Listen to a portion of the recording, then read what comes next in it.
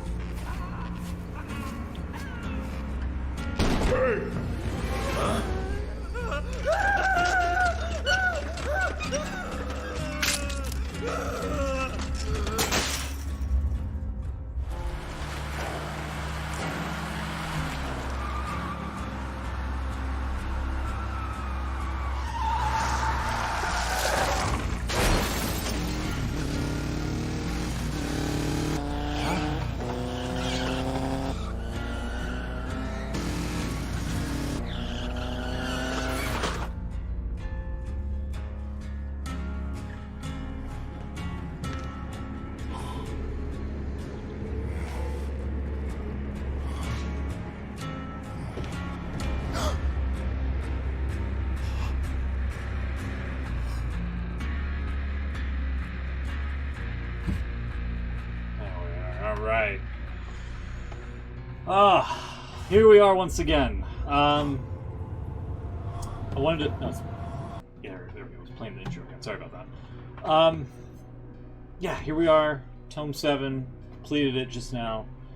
Only 3 sections, because when I went to record some of the video cutscenes, there was only... I saw that there's 3 passages, so... a little bit underwhelming. I hope they go back to 4, but I don't know if they can write enough content and whatnot, so... as far as I know, this is all about Bill and the Plague, so we'll see how this goes.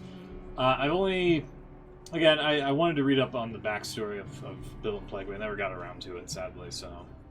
I'm kind of raw dogging this, with no lube here. So let's see how this goes. Overbeck staggers out of his house with a canvas bag, still trying to process the last few hours of his life. Everything's a blur. Nothing makes sense. And his veins are still pumping with a tingling concoction of anesthesia and adrenaline. Feels like Nam all over again. Or now. One minute you're drifting off to some faraway dreamland. The next you're fighting off the surgeon in a strange, foggy half-nightmare. He remembers seeing the nurse twitching, convulsing, changing into something he didn't quite understand, and still doesn't, even though they're everywhere. He remembers sensing something was off. Way off. He remembers his gut churning, twisting, fighting against the weight of his eyelids, trying his best to keep them open as bloody hell erupted all around him. He remembers falling to the ground with the nurse, the tray clattering, the knives and tools scattering. He wanted to sleep, just sleep, but he ordered his eyes to stay open and spotted the syringe rolling over the antiseptic floor. He remembers jerking his arm out, grabbing the syringe, and smashing it into his heart. Ugh. Or was it his arm? Or maybe both. He doesn't remember anymore. Doesn't matter. All that matters is he made it out of that hell alive. Oh. He shakes his throbbing head and clambers over a barricade blocking an alley, winds his way through the burning city toward the market. Most of the city has been reduced to shit. Smoke and fumes seep through the streets. The air reeks of burning Sounds like Raccoon City. Burning humanity. He recognizes the smell. Brings him back to places he'd rather forget. Emergency sirens keen endlessly over the echoing shrieks of the infected. Flames erupt from the ruins and barricades, making Philly look like a smoldering wasteland of death and destruction. Oh, that's just normal everyday He had read Philadelphia. articles about the so-called green flu. It had only been a few days, and it already felt like it was bringing us all back to the goddamn Stone Age. Getting a little too close This is to worse home. than Nam. Way worse. Philly in chaos and overrun by the infected. That's just normal everyday It was more Philadelphia. than a common flu. No kidding. Dozens of conspiracy theories, and now it doesn't matter. It just doesn't matter. All that matters is surviving. Been here before, many times. He hears someone shout out a curse and spots a young woman clobbering an infected horde by the market entrance with a rake. Impressive. Up and at 'em, soldier. Mind if I cut in? They slash through the infected until all that's left is writhing flesh and gore. He stares at her. She approaches him. Not bad, old man. Name's Zoe, last woman on Earth. Not really, but it feels like it. She laughs and wipes chunks of putrid flesh off her arm. She reminds him of a kid he knew in Nam. Strong smile and beaucoup funny. Beaucoup fierce. Just like her. Hello? Anyone out there? I need a hand over here. Bill hears the cries for help above the agonizing groans of the infected. He spots a cage in the middle of all the chaos surrounded by the infected. He grabs his rifle and fires, splitting infected heads like watermelons. He approaches the cage with Zoe, where he sees a man covered in blood. Out of the frying pan and into the cage. Does he actually have a frying pan, like in Left 4 Dead 2? How'd you end up in this shithole of a thing? The man sighs. Quit yapping and get me out. Zoe looks around. Something ain't right about this. She's got good instinct. Bill's feeling the same knot in his belly. The man smashes the cage. Just get me out of here before they come back. Bill lifts the butt of his rifle and smashes the padlock off the latch with a mighty clang. Merry Christmas, kid. The man smirks. I like that one, Gramps, and I ain't a kid. Call me Francis. Francis steps out of the cage, repeating, Merry Christmas, Merry bloody Christmas. Bill spits over an infected corpse sprawled over the rubble. That's my line. Find your own. Francis's smile grows. No copyright on a line like that. Bill knows what I'll They're trademark kind of Christmas. a pack, and this ain't about a line. This is about who's calling the shots. A lot of brass for a civilian. Truth is, no one is really in charge in this shitstorm, and we all gotta take the lead in some way or another, and he's too stupid to understand. He ought to break him now before things get nasty. Set him straight. He inches closer to the man. Zoe sighs. So Boys, stupid instead of nasty. it's just a goddamn line. A sudden clicking sound behind them, and Bill senses they're screwed. They turn to face three men with guns trained on them. Uh-oh. Out of the cage and into the blazing goddamn fire. Merry Francis Christmas. sighs. Shit. Canadians. Whoa! Bill looks them over. A group of men in makeshift hazmat suits and rifles. We ain't Canadians. Now move. Bill looks to Zoe and Francis and goes sotto voce. They're survivalists. Francis scrunches his face. So, what are you saying? You saying they're worse than Canadians? Oh my god. Bill doesn't know how to respond to this. He fought with Canadians, damn Yeah. good soldiers. What's your Bill, I'm beef gonna- with Canadians? Yeah. Francis shrugs. Bill, I'm gonna What need is it? you. Bill, I'm gonna need you to shoot Francis, please. For his xenophobia. An idiot prods Bill into a room with some kind of makeshift electric poker. Watch that thing, Sita. The idiot prods him. We ain't Sita. He pushes Bill into the corner with Francis Third and time's the Zoe. charm. He sees they got a geek on a computer. They're That's telling me. him to hack into the machine, Oh. but he's telling him I he can't do can't. that. He's tech savvy, but he ain't no hacker. No, it is me. After a few tries, they push him aside. They call him Boy. Oh. He says his name is Lewis, not Boy, and that gets him a gun shoved in his face. Geek has spunk and attitude. Yeah, that's me. The survivalists talk amongst themselves. One of them sits in front of the laptop and hacks his way in. Oh. Bill overhears bits and parts. Search the computer for the locations of the safe houses. The flu took hold faster than anyone expected. Stop Those calling who it a prepared flu. the safe houses turned before they could use them. These assholes are mapping a path through the city using the safe houses as checkpoints, like the old underground railway. Fitting for Philadelphia. They probably got hundreds of ideas on how they're going to use us. One of them grabs Zoe and has his own idea. Bill jackknifes to her side despite his restraints. Get your filthy mitts off her. The brute inches up to her, and she gives him a kick he ain't ever gonna forget. Bill didn't think anyone could scream like that. He stares at Zoe with wide, approving eyes.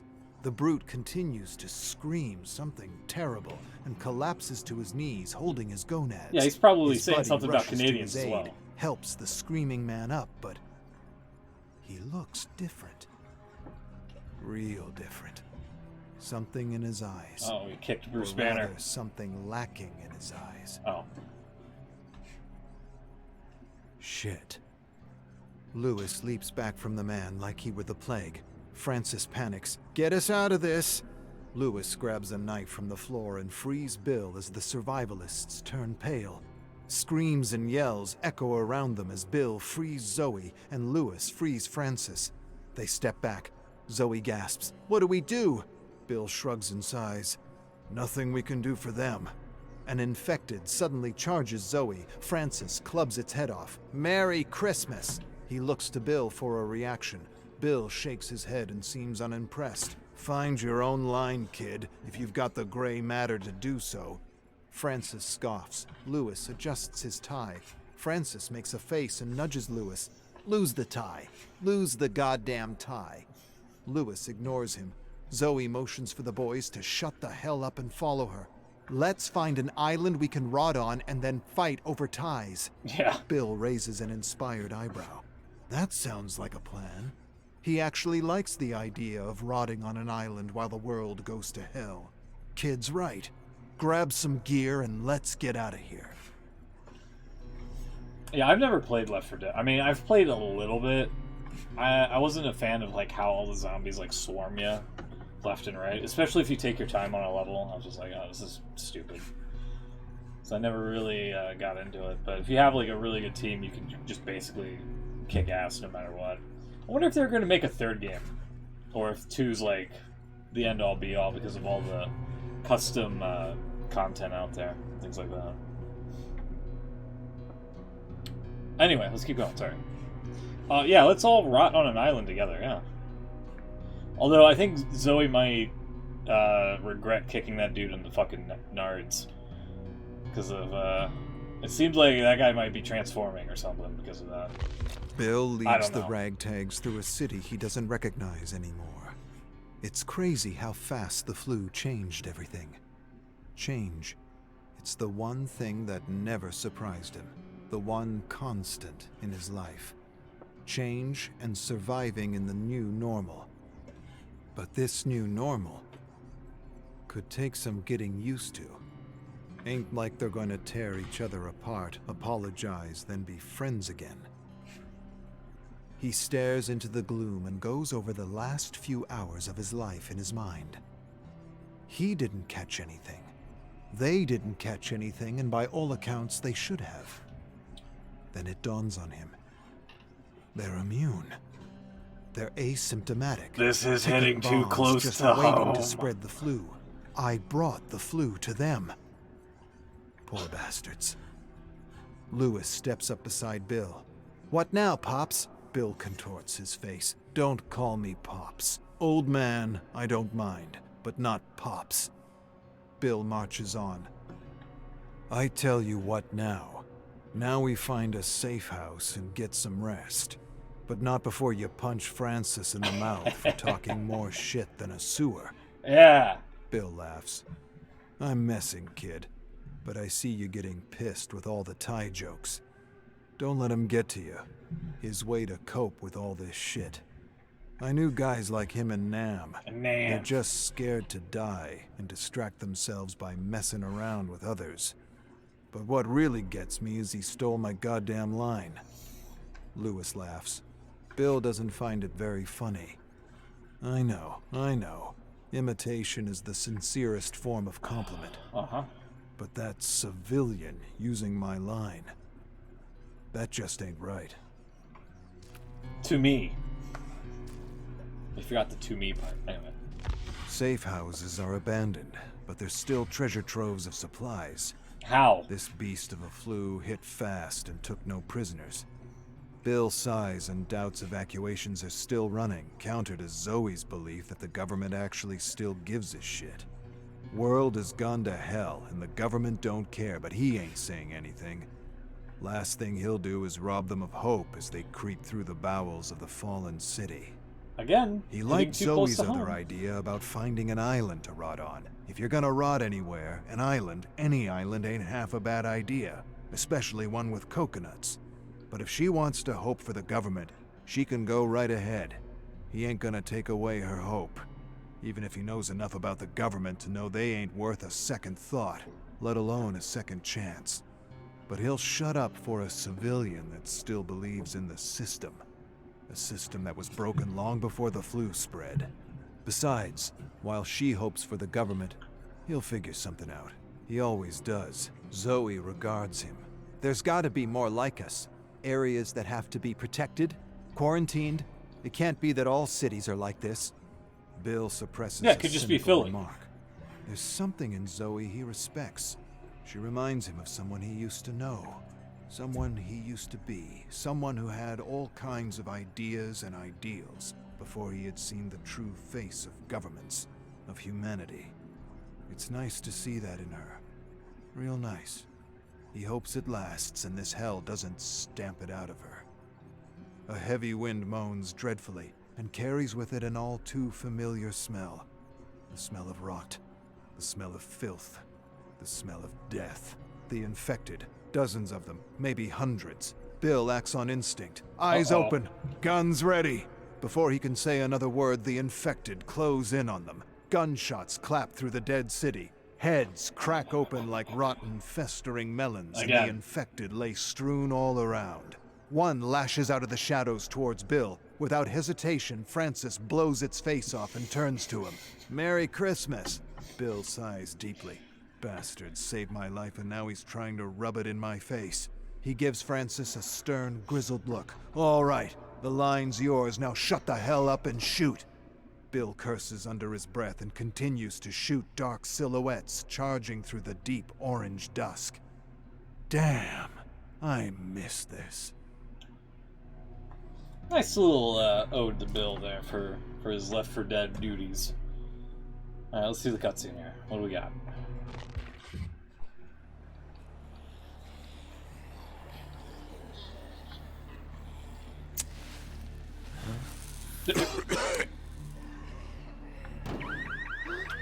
Uh-oh. Uh-oh.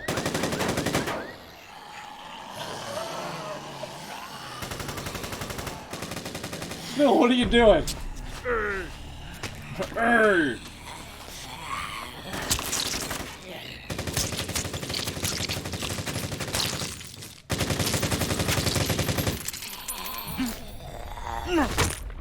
Oh.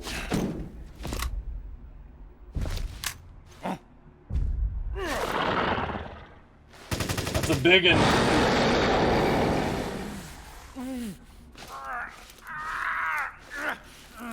Oh no, a cigarette! I'm sorry. Pardon?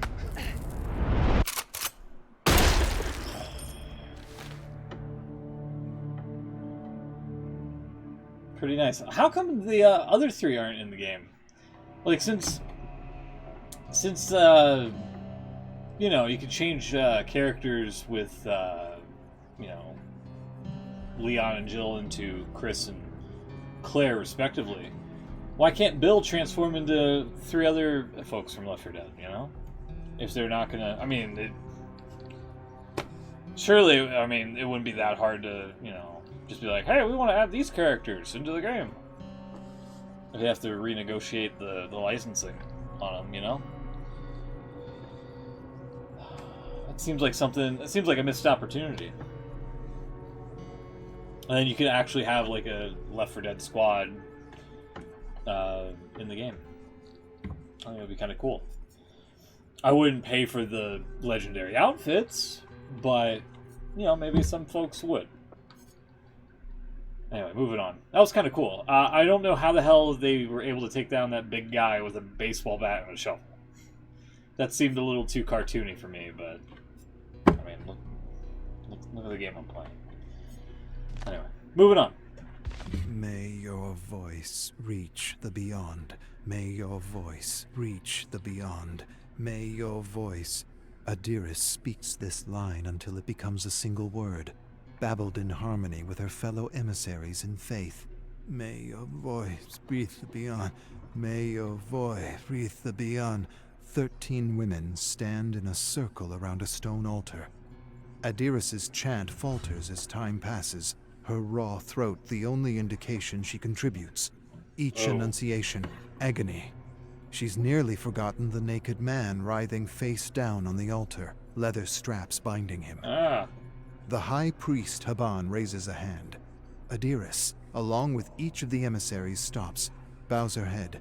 She reminds herself, cherish the pain, a sacrifice to the sea-goat, the god of water and creation. The emissaries disperse, and Adiris wanders to the man on the altar. Tears stream from his bloodshot eyes. She wants to lend comfort, assure him the gods love him, perhaps even pull him from the altar away from the coming pain. She smiles at him as she would a child. If only you understood the importance of your sacrifice, you would laugh with joy. Tenderly, lovingly, she kisses his forehead.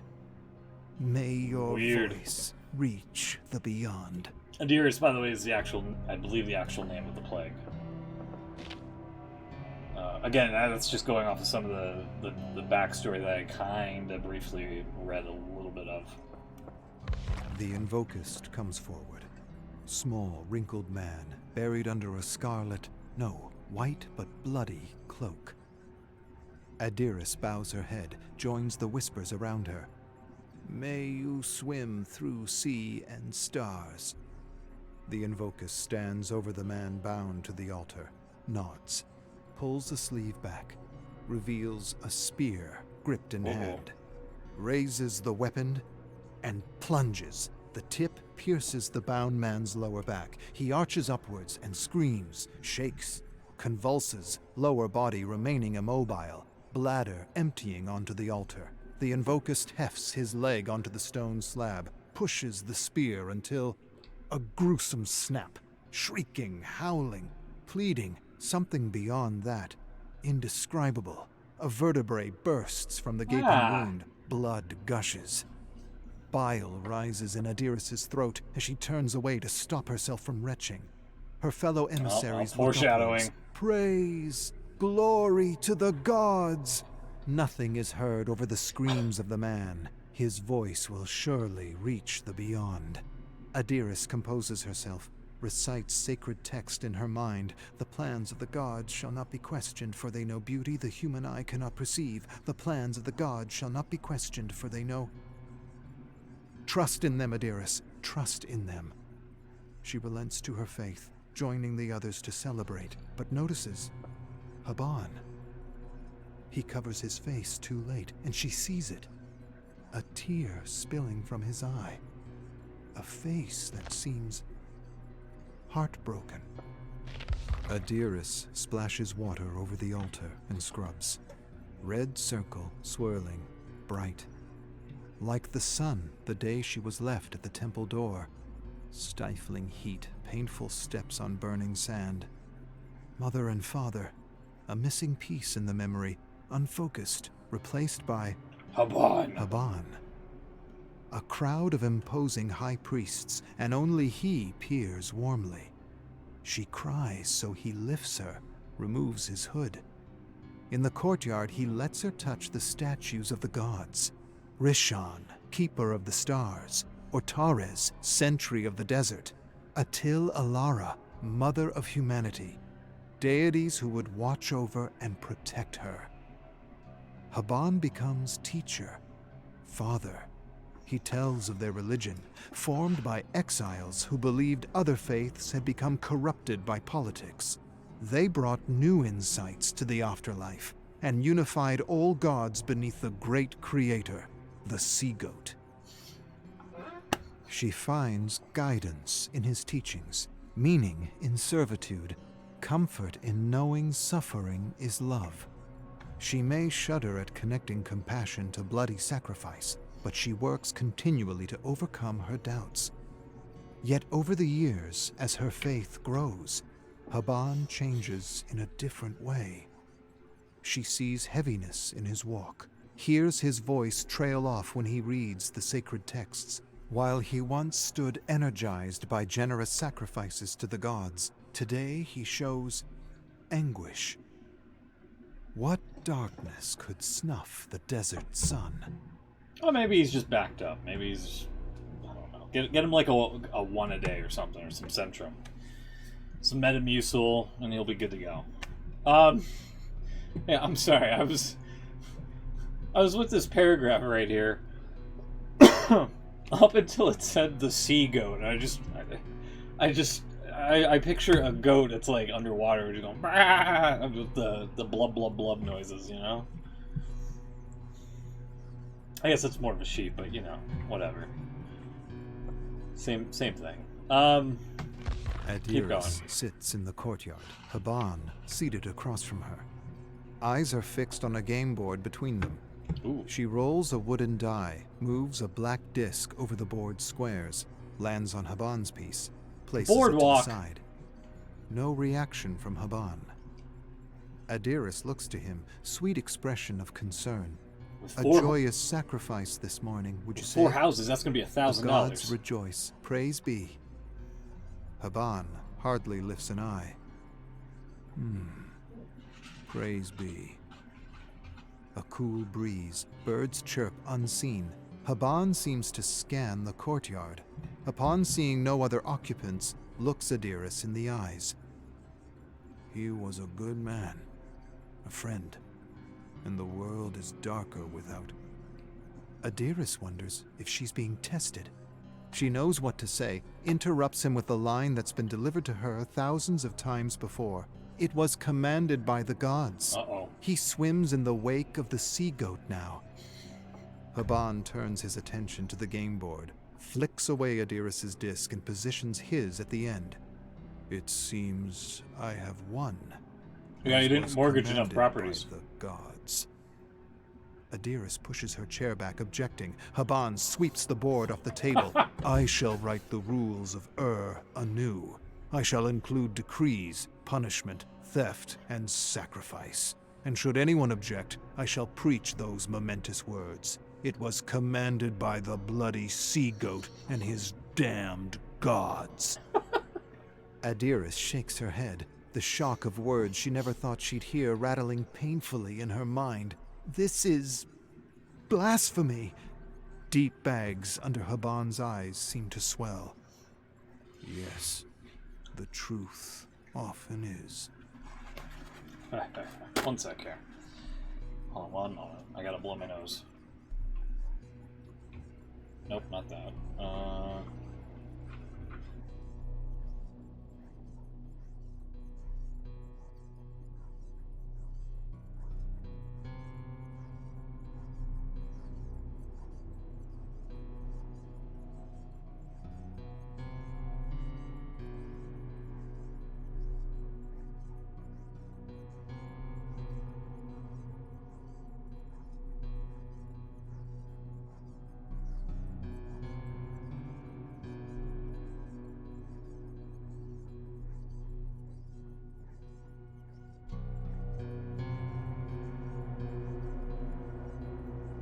One sec, hold on.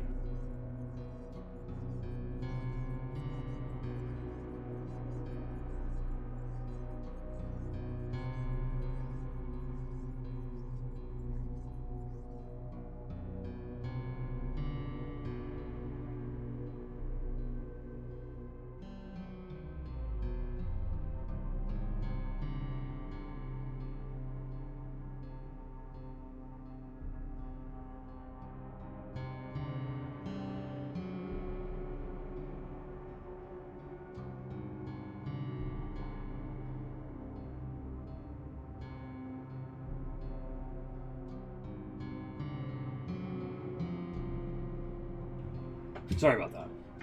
Let me go back over here. Oop. Okay, sorry. Keep going. So wait. This dude... Oh, whoa. Hold on. Ugh. Gross. I thought I got most of the snot that came out of there. Sorry. Urgh. How embarrassing. Sorry. Yeah, there we go. I think I got it. Sorry about that. Ugh. Disgusting. Anyway. So, they were playing Monopoly, and then he just won. And now he wants all of the, like, the bad stuff to inhabit the world or whatever. Like, decrees, punishment, theft, sacrifice. All thanks to the sea goat. Okay. I hope the cutscene animates this fucking sea goat looking thing. I would love it. Let's keep going. The day of virtue arrives. A monthly ceremony to purify the congregation of dire sins. A bell tolls. Adiris and the rest of the temple's crowd drop to their knees. Forehead touches cold stone. She peeks up, sees the maiden guard arrive, stepping through the crowd, guided by faith to seek out sinners.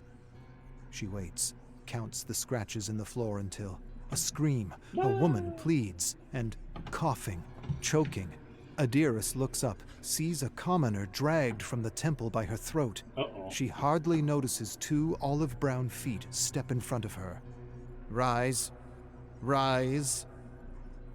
Adiris shrinks under the maiden's gaze, notices the hint of ripened dates from her open mouth. Under the eyes of the sea-goat, speak of the evil you have witnessed. Deliver us thieves, adulterers, and blasphemers, so we may purge them. Oh. Shoulders stiffen. Adiris sees the face of Haban, the face of the man who raised her. She hears his gentle voice, and the agitated voice of a blasphemer. Indecision knots in her chest, tightening, twisting. I have witnessed no evil. By the gods, my eyes are pure. The maiden examines Adiris. Seconds trickle by, ever slowing, stretching reality to its seams until the maiden nods. May you swim through sea and stars. She turns away, and Adiris summons every bit of strength to keep herself from collapsing. Damn. I wonder if the sea goat's gonna bestow the power of puking into Adiris here. That's what it kind of seems like they're hinting at a little bit.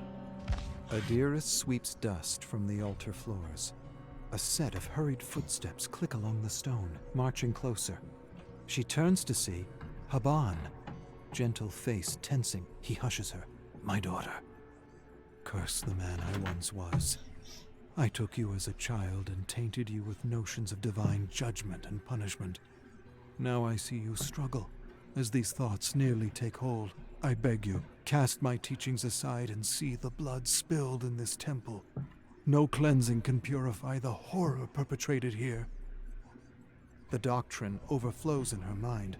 The will of the gods is law. No man shall question the divine. He who battles the tides will perish. But she surprises herself by remaining silent, and Haban seizes the moment. I am old and have wasted this life, but I cannot bear to destroy yours. Aww. Meet me here at nightfall in a fortnight's time, and we shall escape the clutches of deceit. If you have doubts, I ask you to consult with your gods. My daughter, may their silence be your answer. We read this here a little bit. So Haban's getting old. And he doesn't have much time left. I'm guessing. Huh. Maybe Haban's the one that's going to give her the power to puke it. And she pukes on everybody. Blah! Alright. Though Adiris's heart beats, she feels emptiness where it should reside. A hollow space dripping acid into her churning stomach. Knees bruised, she prays to the gods, pleading, silently screaming for an answer. Nothing. The wind remains calm. She is alone, surrounded by stone, looked down upon by statues of gods, unmoved. Dust floats through the air, settles on her skin, more real than anything she ever believed. A lifetime of faith, security, crumbles.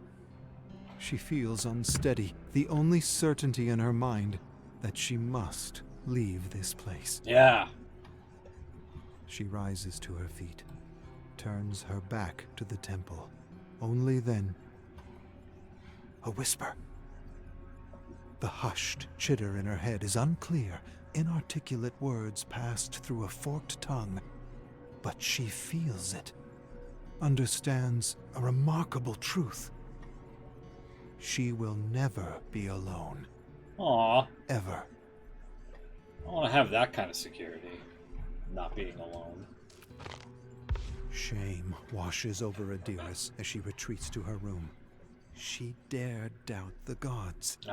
Within their chaotic whispers, pain, anger, bloodlust, atone. She removes her robe, reaches for the lash, a crude whip of thorns and bronze spikes. Atone! She swings with great force. Spikes pierce her back, hooking into flesh as she pulls away. Through gritted teeth, she screams, keeping the sound in the base of her throat so no one can hear. Atone! She swings, droplets of blood sprinkling to the floor, spasms of pain as skin tears off, hanging on pale threads.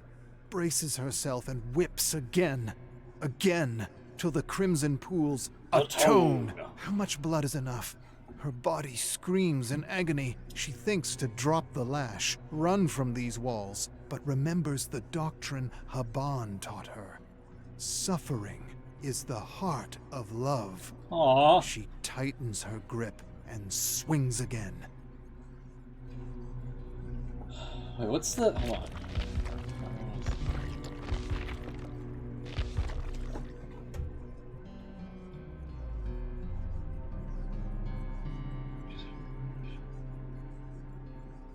So somebody...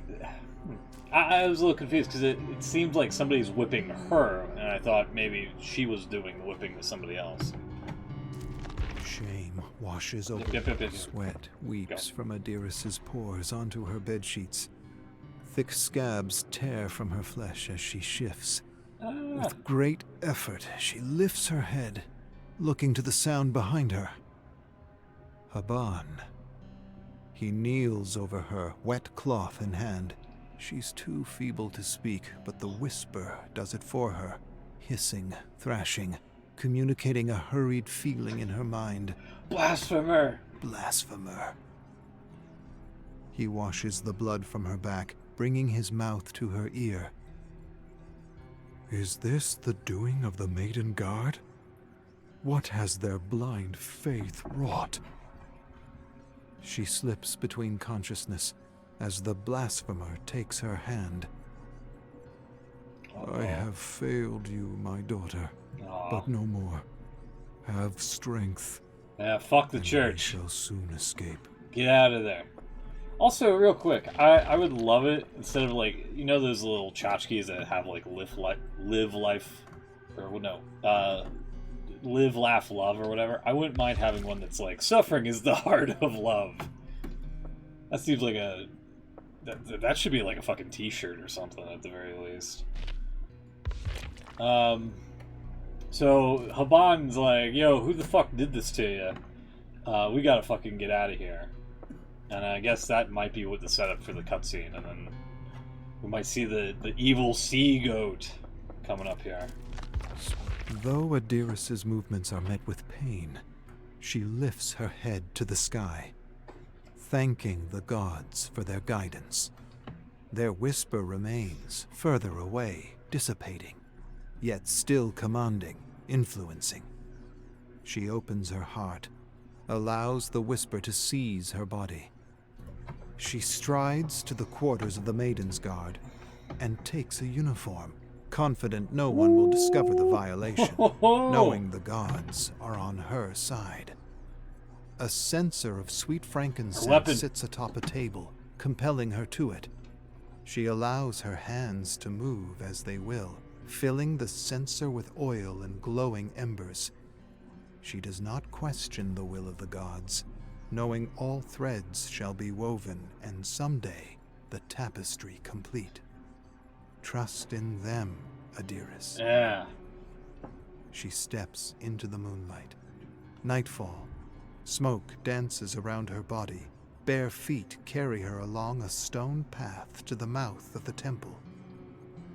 As she peers inside, she sees through the shadows to the slight, shivering figure of the high priest, Haban, the mentor, the father, The blasphemer. the blasphemer.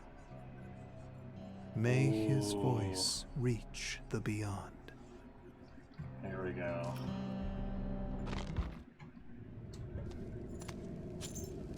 Oh, the actual map. Nice.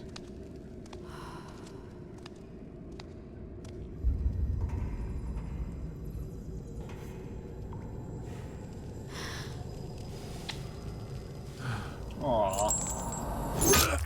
Get wrecked.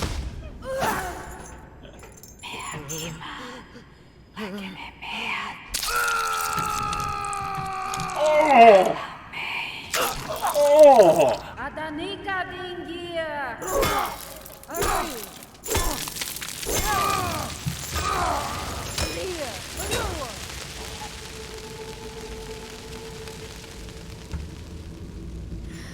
Do not fuck with the plague, dude. Oh. Oh, I don't do eye horror that well. That was like a fucking stiletto to the gonads, man. Wow. So I guess, huh? So I guess Haban wasn't as of a nice guy after all. Interesting.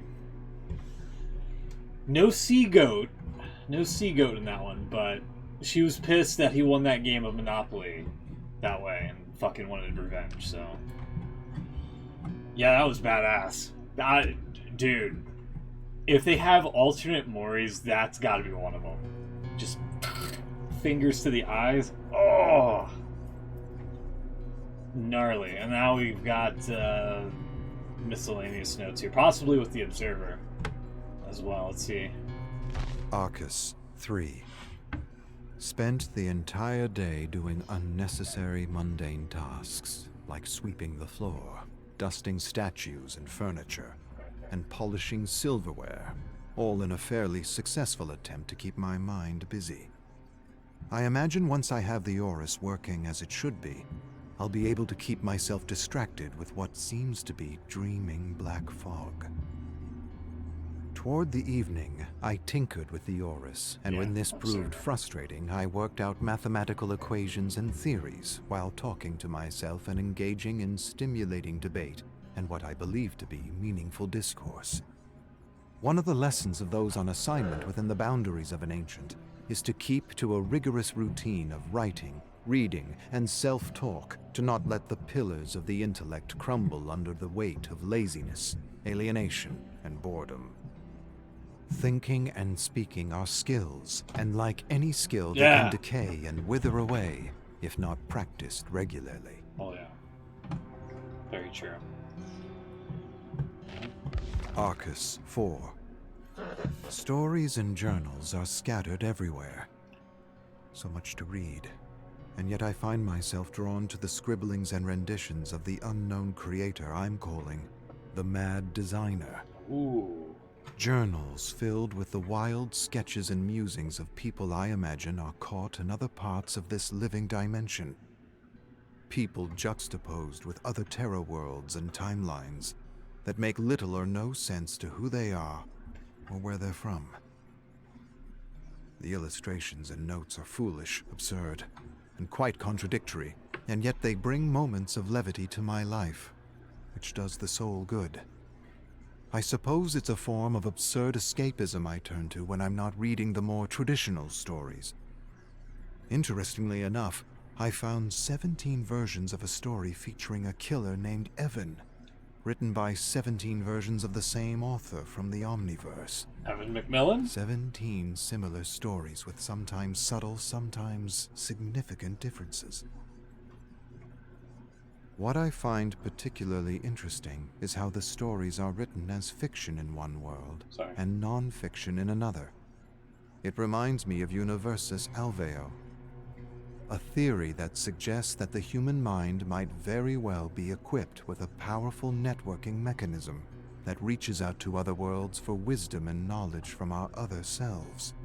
Some can use their minds in this way, and others can't. The theory suggests that those who have experienced trauma in their formative years detach from their reality, allowing them to explore other realities and worlds with relative ease. God, I want to do that.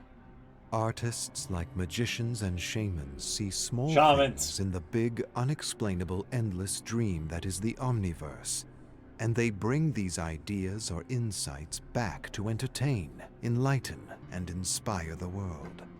Fiction in one world, non-fiction in another. Everything is real, or nothing is. And here in the Chamber of Blood, there are countless horror stories of every variety. So many that it seems to me that one of the unknown prisoners was collecting these stories as a way to discover more about their imprisonment, the entity, and the terrible screams coming from the surrounding abyss. Whether this is true or not, I'm not sure, but what I do know is I spent the whole night reading my favorite stories out loud, like my father used to do by the fireplace. Aww. And the entire time I couldn't help but wonder, how? How could anyone have accessed and assembled such a rich collection of notes, journals, and stories? Well, once you have a pencil or a pen, I have you just no jot it down immediate on some answer, paper.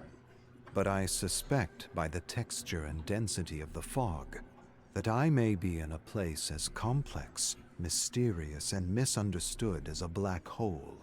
A living, breathing, all-consuming black hole. The serpent of infinity that gorges on its tail, that eats itself endlessly as it spirals downward into the cosmic Fibonacci stew that is life incomprehensible. Yeah, I like the concept of fiction becoming non-fiction in one world. Huh. Everything is real or nothing is. That's crazy. Yeah, when he mentioned Evan, I was like, oh, Evan McMillan? The Trapper? Huh. Alright, moving on. Arcus 8282. Oh, that's a jump. Dozens of severed heads in the den. And I'm not sure how they got there. I stared at them all day, recognizing a few of them from the last few memories I've been exploring. It took me all night, but I made a cairn with the heads outside the door. What the hell's a cairn? When I was done, they began to talk and argue and bicker with each other over pedestrian nonsense. I squeezed my eyes shut until silence returned. When I opened my eyes again, they were gone.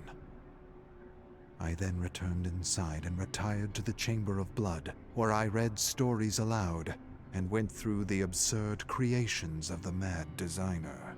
Mad designer. Dude, I want... When this game wraps up, I want the observer guy and whoever the mad designer is to be the survivor killer. But you can only get him if you go through the tomes and whatnot. I think that would be a badass fucking unlock. I mean, it certainly would reward people that have gone through the hurdles of going through all these fucking challenges and whatnot. At least I think so. Sorry, I'm just rereading. I just like the phrase pedestrian nonsense. That's kind of chuckling to me. Okay. Sorry. Chamber of Blood. Most brutal murder in Sunny Lake history. A young woman is on trial for first-degree murder in the decapitation of her husband's mother, whose charred remains were found in mason jars in the suspect's solarium, while her head was found mangled in a broken blender in the kitchen. Samara Dwenlis, 33, is charged with first-degree murder in the June 2037 killing of Kirsty Hartz, 16 years from now. The trial commenced on Thursday. Prosecutors said they would not entertain a plea of insanity, despite the 911 call the suspect made claiming her mother-in-law was a vampire. The 911 call describes an ancient conspiracy with vampires who live among us and draw their powers from another dimension. So I guess this is Sunny Lake might be in Florida. I see. So we started off in Philadelphia, now we're in Florida somewhere. All right, cool. Moving on. Obscura, beyond understanding. The tower is alive. I have memories of what the tower was the night before, and it changes the next day. It changes in ways that defy reason, or anything we've come to know about the ontology of these ancients back home. It's entirely possible that if you were to understand all that this place is, that you would go insane. I opened the door to what I thought would be an empty room covered in dust, only to discover an entire city with skyscrapers and ancient pagodas. Pagoda pain! Bewildered, I stared among the ruins of the street at a group of teenagers cutting down massive mutant bug-like creatures with deadly samurai swords. I quickly closed the door and opened it again to find the city was gone. It had completely disappeared. Nothing there but a small, dusty room with a strange-looking spider crawling toward me. I crushed the spider under the heel of my boot and didn't even attempt to understand what had just transpired. Well, clearly the spider dreamt up the city with mutant bug-like creatures with deadly samurai swords. Of teenagers. Clearly. And you just ruined it by crushing the spider. That's mean.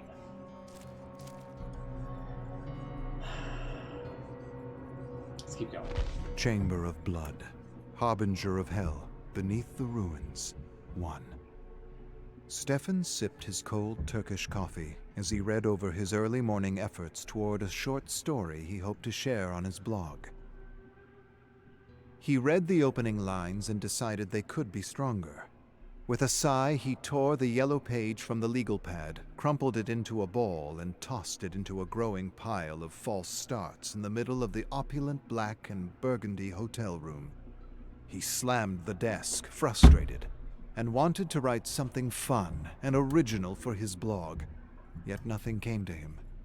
The latest episode, sponsored by their mysterious benefactor, had his production team investigate ancient tombs in southwest Turkey. Not so much him, but his niece and nephew, who had tougher nerves for the macabre. Stefan much preferred a safe and cozy hotel room where he could raid the minibar and see to the logistics of the show. It wasn't that he didn't like adventure. It was more that he didn't like graves, tombs, or places that felt dark, creepy, and dangerous. Maddie had once suggested that he wrote horror stories as a kind of therapy to work out his fears and anxieties of the unknown. She was half right. The other half was that he simply liked to be alone. Alone with all the characters and voices chattering in his head. Voices that demanded to be heard and set to paper. Now the voices were compelling him to write a vampire story. Their benefactor claimed that there had been a village of real vampires in ancient Anatolia that had been hidden from the rest of the world. According to the intelligence provided, vampires weren't fictional monsters, but actual intra-dimensional creatures that had once tried to overrun the world. They had been defeated by an unknown group of mystical warriors. Somehow, The few creatures that had survived managed to erase themselves from history by warping and weaving whatever memory of them was left into exaggerated myths and legends.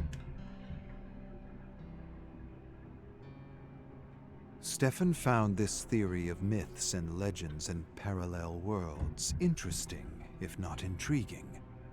Vampires, real. Actually real. Nothing like the movies, but real nevertheless. One theory he had just finished reading online suggested that everything created or imagined existed somewhere in the Garden of Infinity. In other words, stories and characters came from a real place in the infinite landscape that was the Omniverse. The theory went on to suggest that artists had somehow unlocked their third eye and were able to see the other realities. An idea, a vision, or a dream, according to the theory, was the pineal gland seeing into the infinite for truth, wisdom, inspiration. That sounds cool as The hell. brain, then, was a quantum computer that could network with the infinite. Ah. It was a nice idea. Oh. It meant his most cherished characters from his favorite books were somehow, somewhere, real. A sudden knock at the door startled him out of his quantum musings. Mr. Wa, your lunch is ready. Mr. Lunchtime What? already, and Stefan still didn't have his story. Ah. He rose lazily in his bathrobe, hoping Jordan and Hattie had better luck finding the unmarked graves they had set out to find. He imagined his niece and nephew were enjoying the sun while filming the ruins, and relishing the peanut butter and banana sandwiches he had prepared for them. Disgusting. I wonder... I would have to go back, but I wonder if Jordan and Hattie are the... I don't think it is. I'm pretty certain it's not. But a while back, there was, I think it was like a tome or two ago, where there was like this miscellaneous story about how there was some... it was like a couple of teenagers, and they stumbled across what sounded like the Demogorgon. If not some sort of creature that's similar to it.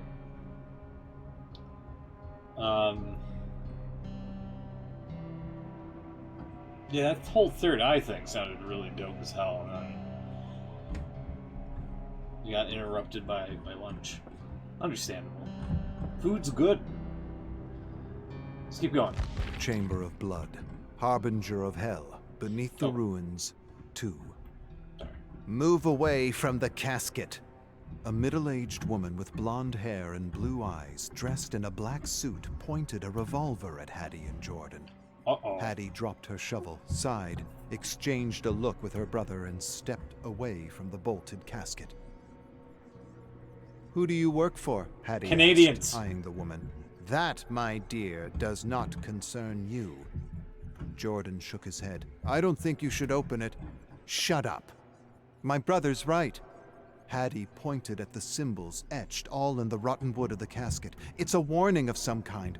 Whatever's in there is meant to stay in there. It's She the peanut butter scrutinized banana the half sandwich. crescent and 3 dots and wondered what they meant. They didn't resemble any of the other symbols she had come across in the last few months. Half crescent banana, Superstitious 3 dots, nonsense, the peanut woman butter. yelled, aimed the revolver at the bolt, and pulled the trigger. A report echoed through the ruins and the surrounding forest.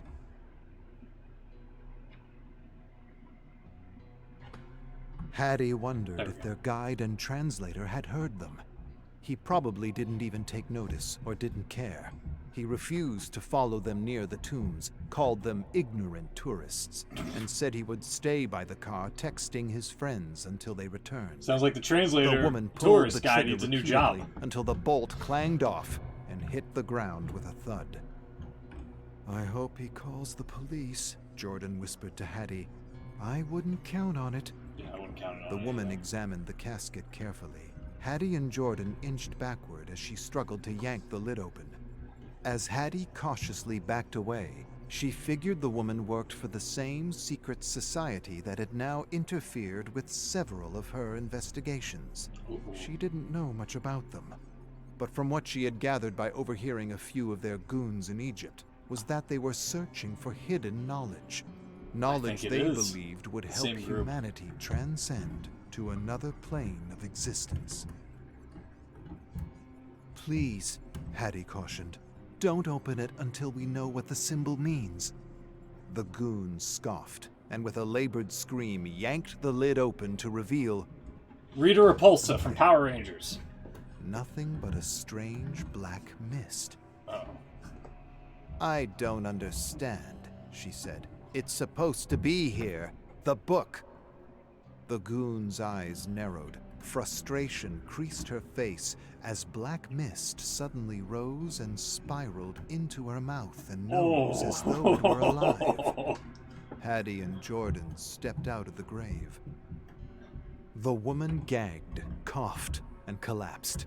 There in the dirt, she jerked and twitched in all kinds of unnatural directions, screaming and shrieking as the mist reshaped her body into something indescribably grotesque.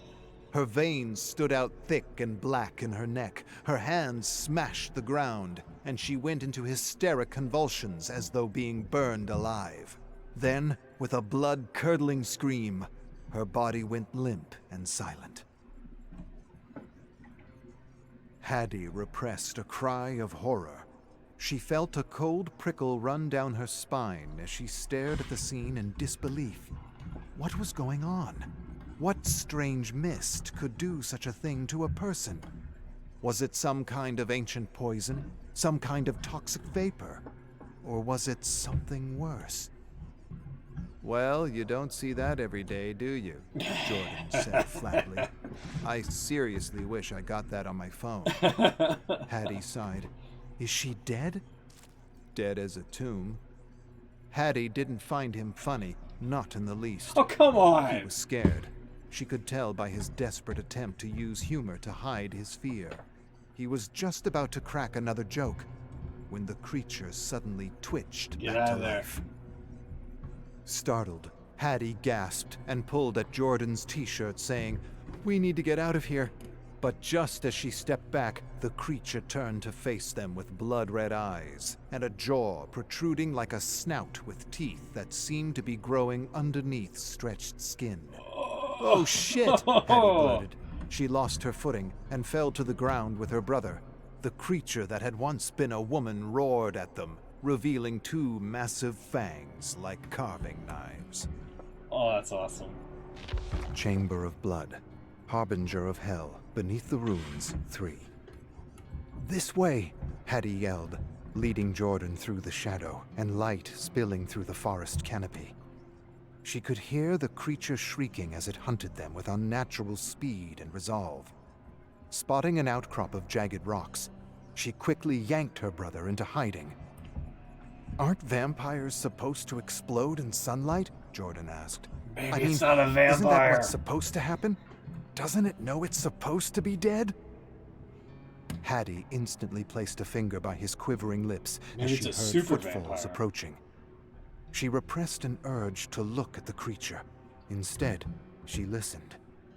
She could hear the clattering and hissing coming from its hungry jaws. She could hear the crunch of stones and the distinct snap of twigs as the creature searched for them. Then the footfalls seemed to change direction, growing fainter and fainter, until all she heard was the chirping of insects. Hattie heaved a shuddering breath. Jordan gulped and swallowed a lump in his throat, saying, "We should have respected the warning. If that's what it was, a warning. What else could it be? I don't know. What I do know is, we've released something foul into the world." Chupacabra. "And by foul, you mean the vampire and not gas," Jordan said with a smirk. "Just clarifying."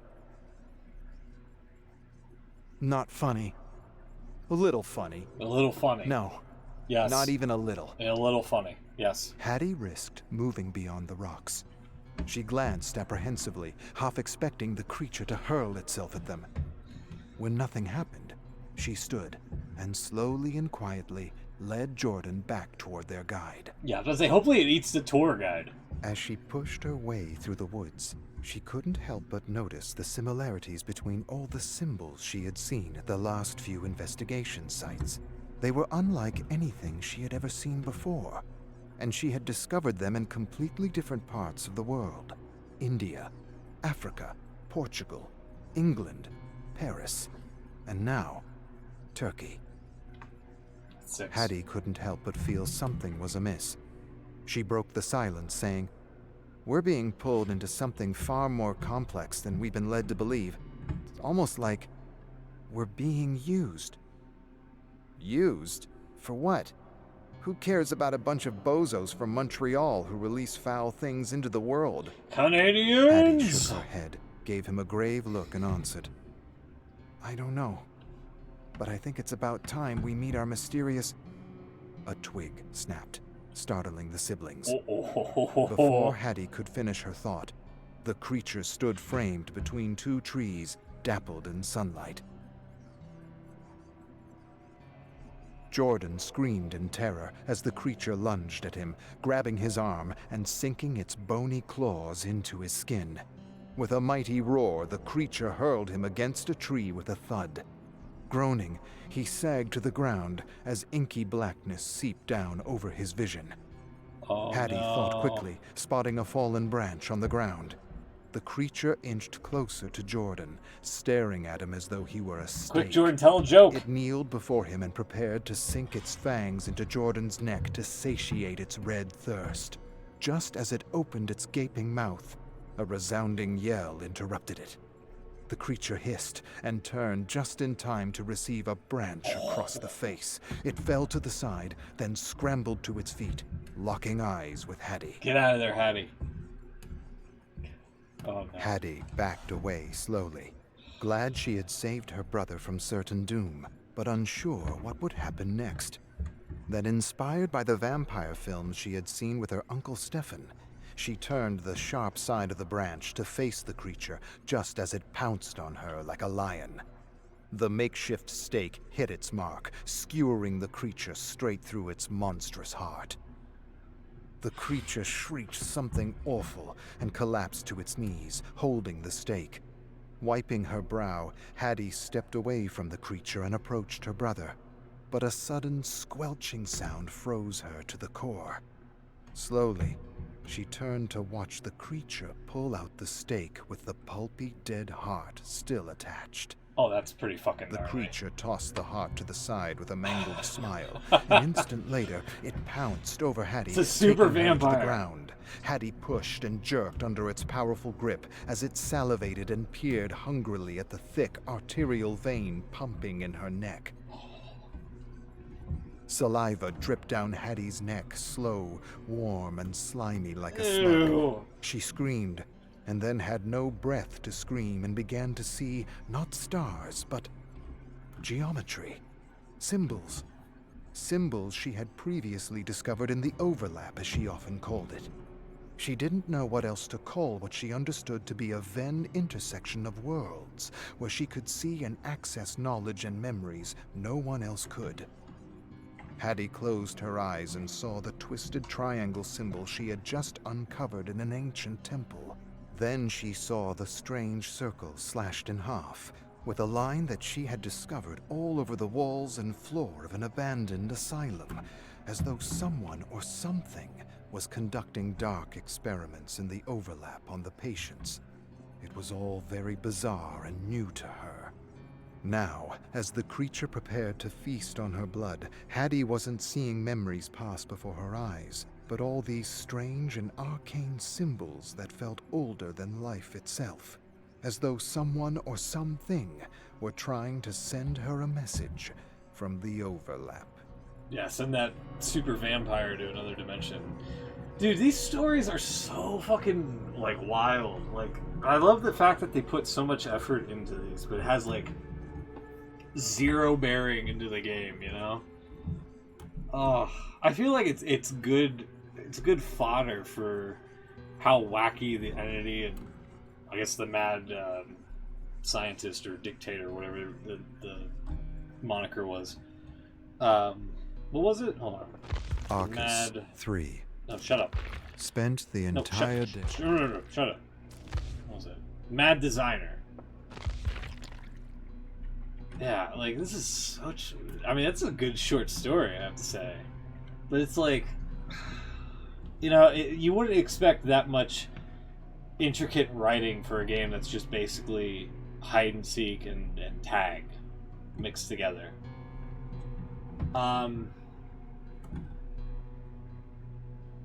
Yeah, that's wild.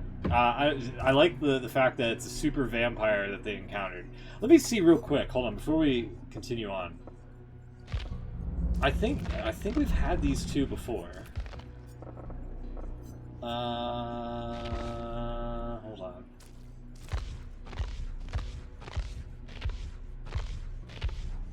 A man named Boy. No, it wasn't this one. Hold on.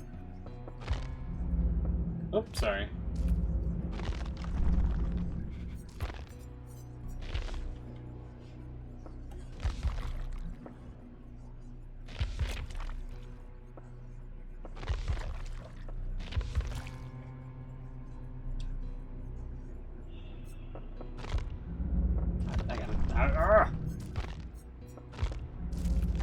Was it the previous tome?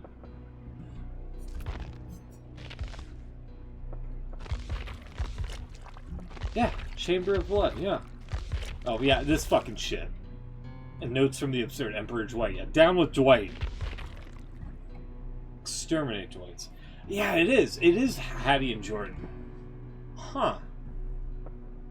So I was right. It is the same brother-sister duo. Yeah, so this is from the previous tome. And we've already covered this before, but it's like...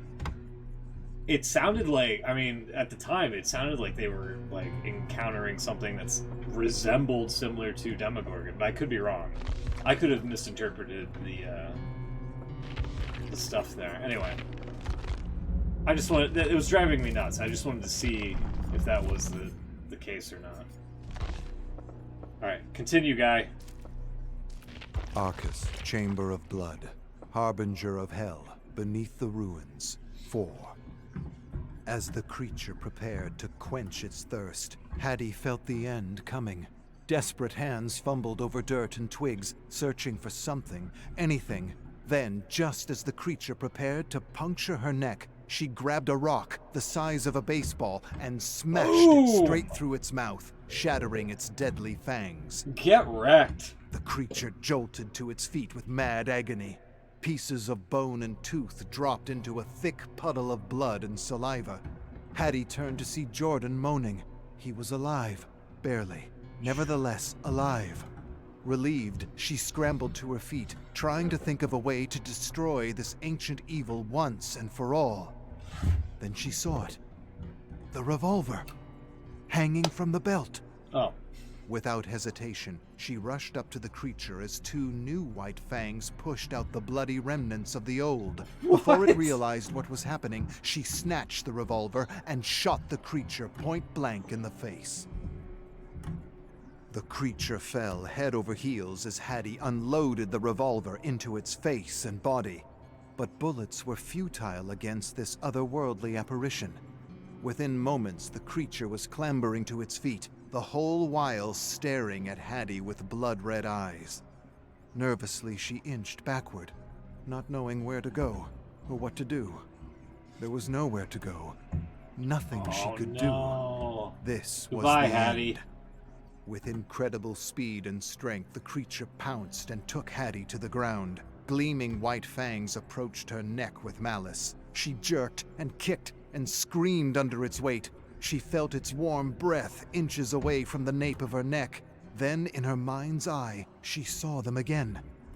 The symbols. All of them. They swirled and flashed and then coalesced into one symbol. The symbol she had seen etched in the casket. With dawning realization, she understood. The symbol wasn't a warning, but a seal. A seal to imprison this unfathomable, indescribable creature. As the creature prepared to gorge on her life, she managed to grab something sharp off the ground. Its broken fang. And with the last of her strength, she managed to etch the crescent and the 3 dots deep into its cheek. Suddenly, the creature's eyes widened into great big pools of disbelief. It looked at Hattie in abject terror as it stumbled backward, desperately trying to scratch the symbol off its ghastly face. Oh. But it was too late. Black mist, like acid, bubbled and burned through the creature's skin. The percolating mist filled its lungs, chest, and neck. The belly and chest ballooned as pressure bludgeoned the creature from within. Then, with an agonized shriek, it exploded like a cherry bomb. Huh. Covered in gore, Hattie dragged herself beside her rousing brother. Wow. "What did I miss?" he groaned and sat up, leaning against the tree. He narrowed his gaze and peered through the thin red mist of blood that hung heavy in the air. "Where's the—" His voice trailed away as he noticed the shards of bone and chunks of flesh covering his clothes. In silence, they picked off bits and pieces of the creature. Then Jordan said, "Well, this was pleasant. Pleasant as a funeral." Got him. Hattie didn't respond to his stupidity. She was thinking about the symbols they had come across in their investigations. She wondered what they meant, where they came from, and if there was something connecting all these paranormal sites they were being sent to investigate. Moreover, she wondered if their benefactor was using them in some kind of chess game against forces unknown. Yeah, that sounds like the 3-dotted crescent moon thing is pretty powerful. Yeah. Pretty cool. I wonder if this is actually like a story or if this is like actually happening in a universe somewhere. But I guess that's the appeal of the whole matter, isn't it? Especially with how this one started off. With how fiction can become non-fiction and vice versa.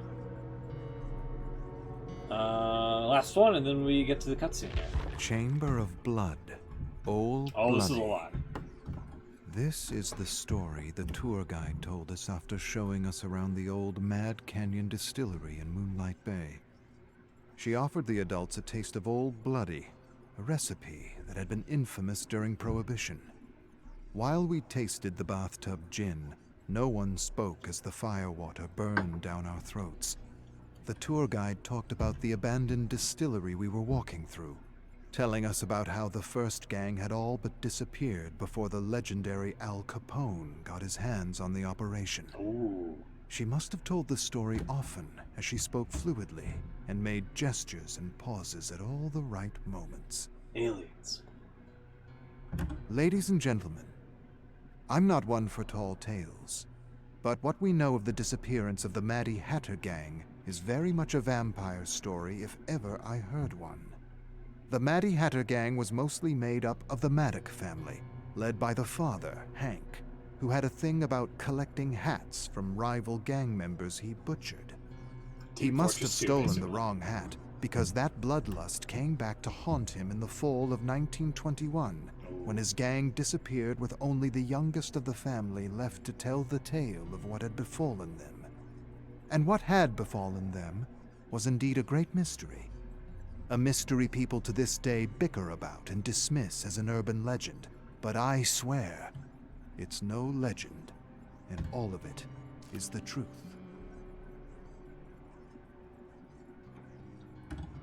The twins, Candace and Cody, while returning with some equipment they had picked up in Ontario, drove into the valley and then carried the copper tubing and flasks into the caves where the gang prepared their white lightning.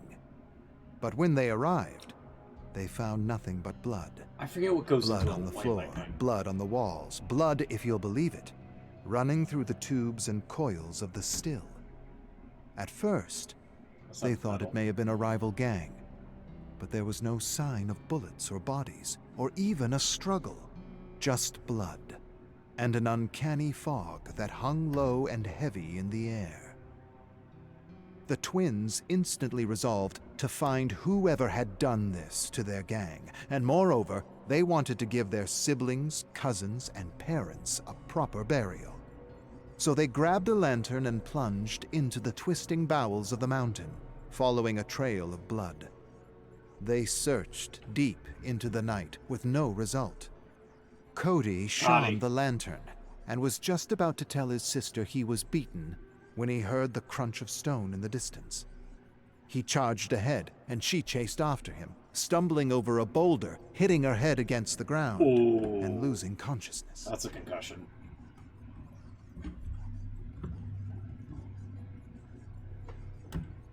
When Candace roused, she sprang to her feet and rushed toward the flickering lantern light, screaming her brother's name.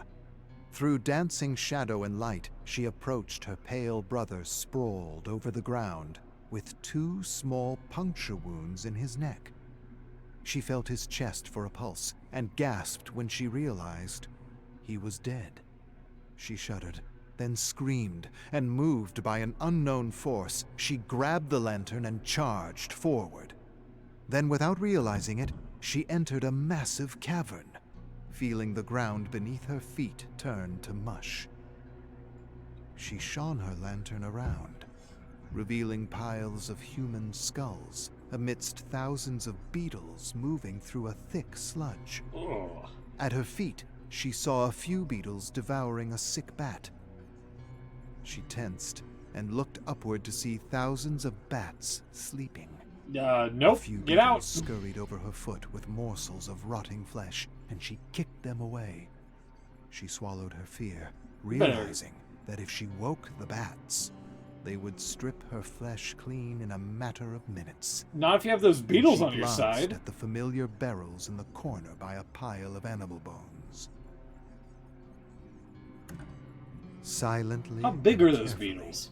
she made her way past the bones. Oh boy. Opening the barrel, she cringed as a horrible stench assaulted her nose. She peered at the dark brew and wasn't sure what she was looking at. Then she realized she was staring at fermenting lumps of flesh in thick, putrid blood. She was in the vampire's lair. Dun dun But dun. before she could continue her search, a roar suddenly startled her. Candace turned and found herself staring at a demon with fangs with a swirling black fog rising at its feet. Through the fog, she saw it was wearing her father's hat. She gave a shout of revenge like thunder.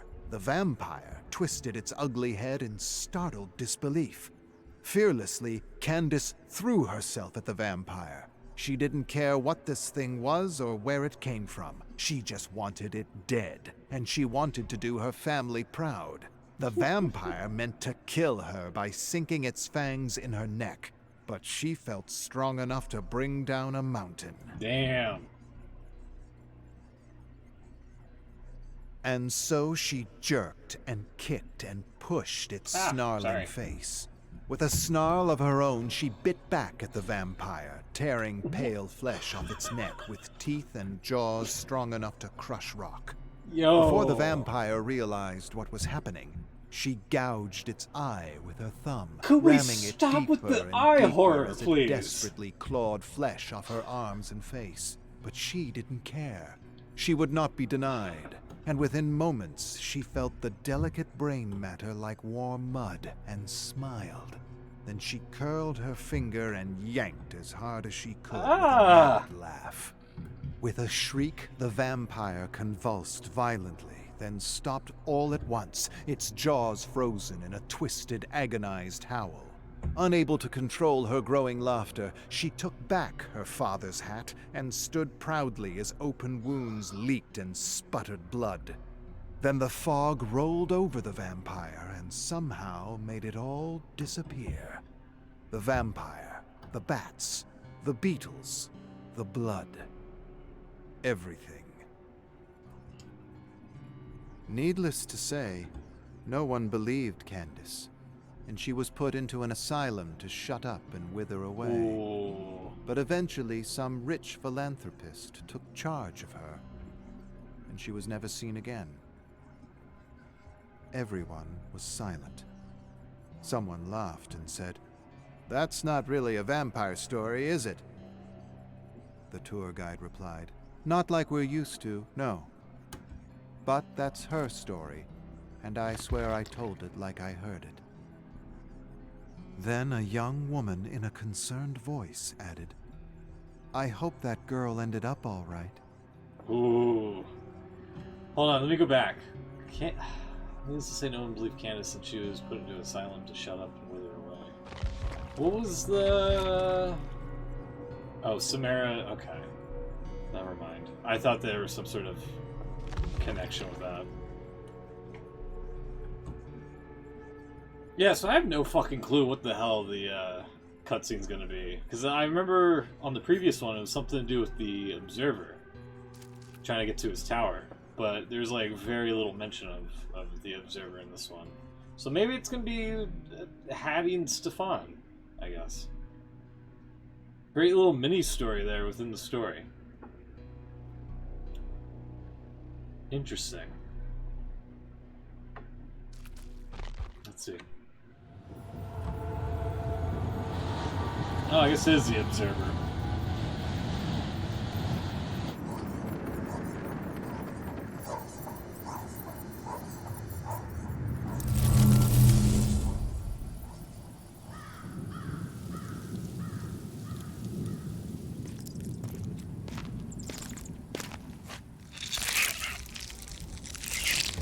Would you stop it with this frickin' eye stuff? Jesus.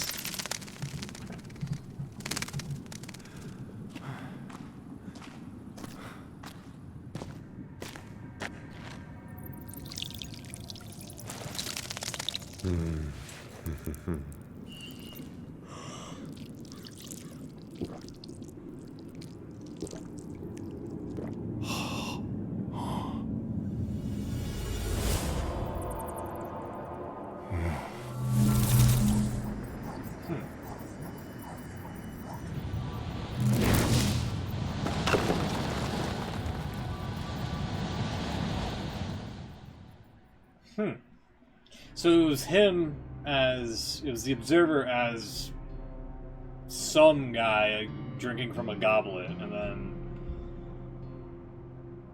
I guess he brought the towers from that castle place to his little rinky-dink tower. Weird. This inside the game, I've never read any of those backstories. Yeah, I mean, that's what I was saying earlier, like, immaculate writing. I mean, the quality is up to you for you to decide, but like, very intricate stuff to just fucking have inside DBD. You know? I would love to know how this all like winds up tying into the entity and actually, you know, playing some sort of role in the game itself. If you've never read any of them, I highly recommend catching up on the past ones with all of the... we've got every single tome completed, we've got all the cutscenes watched and things like that. I'm just concerned about that whole Hattie and Stefan story arc, because I'm not sure how that ties into anything here, but then again, fiction can become non-fiction, and non-fiction can become fiction, I guess, so... what time do we got? I know it's a little bit late. 12:30. Oh, tell you what. I think we're gonna be out of time, but yeah. This one was interesting. I mean, the Bill one was kind of a nice ode to Left 4 Dead. I would like to see the other three characters, was it Francis, Luis, and Zoe, to be like the legendary alternates to Bill. You know, that'd be kind of neat. I was a little bit lost and whatnot, but I guess Haban was a backstabber to the Plague. And then the plague should have a Mori where she just fucking gouges your goddamn eyes out, because that was nutty.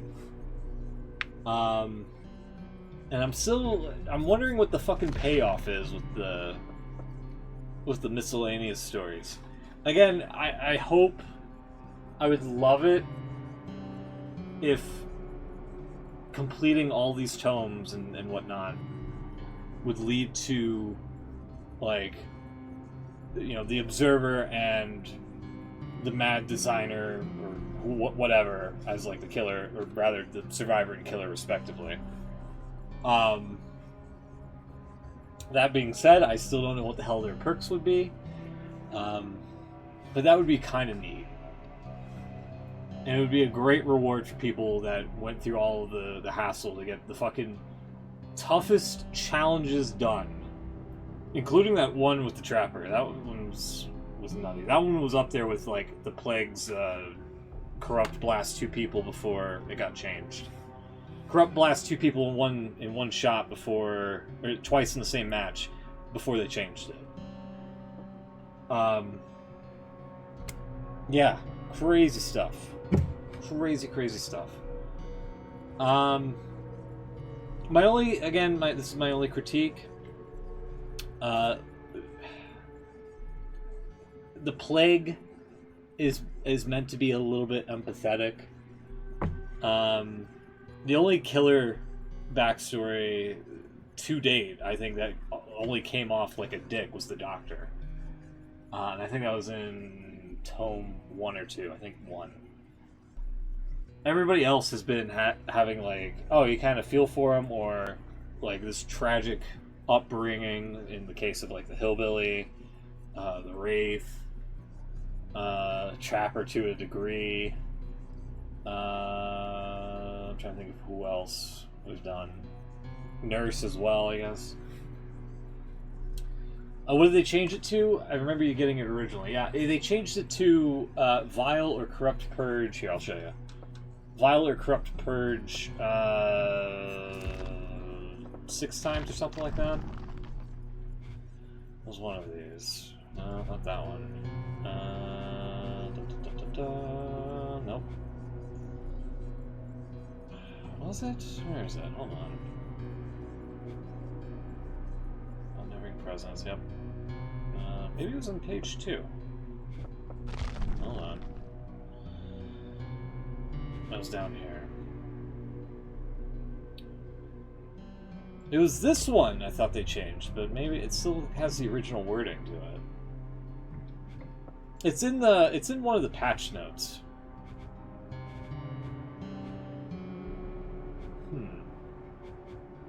But I think they haven't gotten around to changing the actual wording, or maybe it's like stuck like that because I got it completed as that, and they can't like rewrite it once it's completed. I don't know.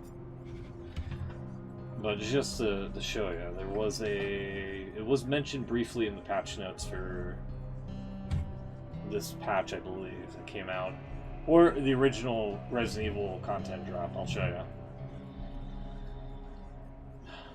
But I'm proud to get it before they changed it. So, oh yeah. Also, real quick here, this will officially end Tome 7. Yada yada yada. We'll be back with Tome 8 and all that jazz to see where all these stories lead to. It's still a little hazy if there's like any sort of concrete finality to any of these stories, but. There you go.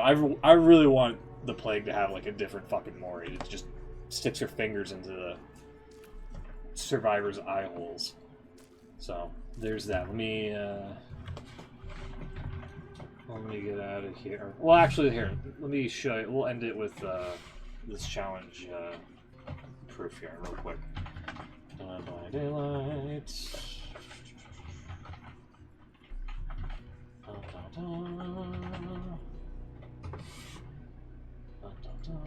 Patch notes.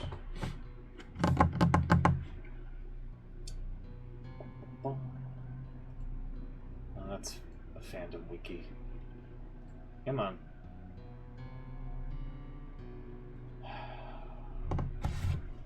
So they changed it to something easier? Yeah, basically. Pretty much.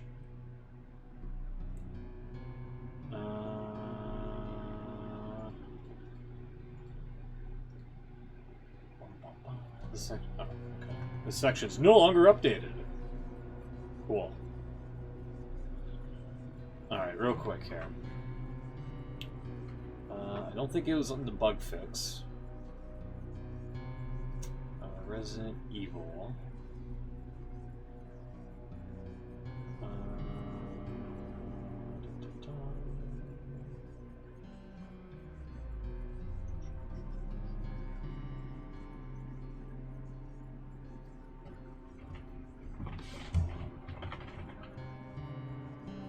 Yeah, here we are. Fix an issue with the challenge, spread the sickness in Tome 7. Now this challenge says, injure a survivor 6 times with Vile Purge or Corrupt Purge as the plague. Spread the sickness, and then... Oh, maybe... Oh, maybe I'm wrong. Maybe I'm wrong. Fever pitch... It was the wrong one. Never mind. I had it completely wrong. It was one of the first ones here.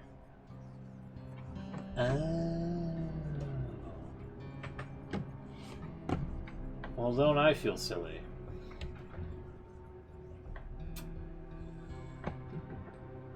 Wah wah. Alright, that's fine.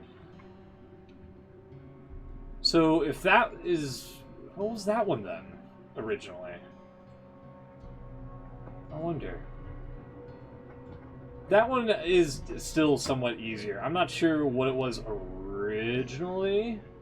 I'll have to go back to some of the video and just be like, I'm not sure what this is entailing. But I'm glad, a small part of me is glad that they didn't change the one I confused it for. So there's that. And then, here, real quick, just because we didn't see it earlier,